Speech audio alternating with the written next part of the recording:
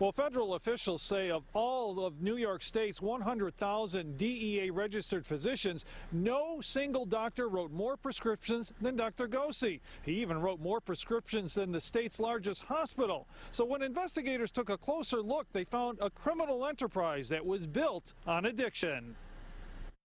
I just don't understand it. So what do you do now? I just don't know. For Dr. Gosy's patients, it was a day of shock and frustration, finding his office suddenly shut down and no answer about what to do next. I have a lot of pain. I got pain in my back, pain in my neck, and he treats me for everything.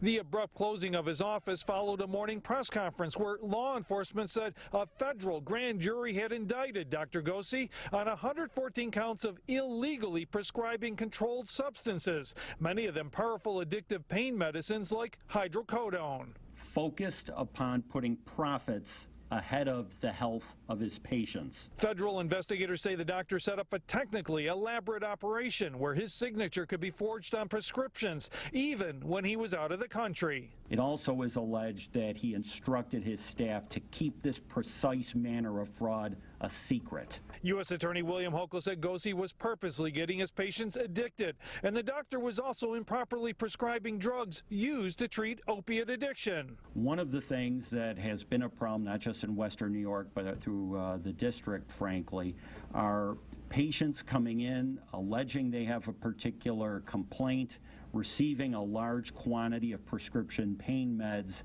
and then selling those drugs on the black market. The doctor's DEA license to prescribe will now be taken away, and the future of his medical license could be in jeopardy.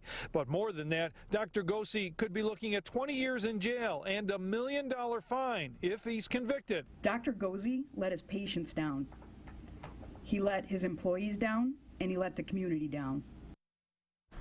Now, this whole investigation started thanks to a tip from one of Dr. Gosy's former office workers. And this afternoon, the Inspector General for New York State Workmen's Compensation also issued a statement saying that she plans to prosecute other doctors who are doing the same thing as Dr. Gosy.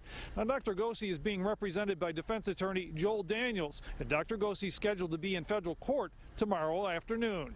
Live in Williamsville, Ed Riley, 7 Eyewitness News. All right, thank you, Ed. We're also hearing tonight from one of Dr. Gosy's patients who blames him for her drug addiction. 7 Eyewitness News reporter Sierra Johnson continues our team coverage from the newsroom. Sierra?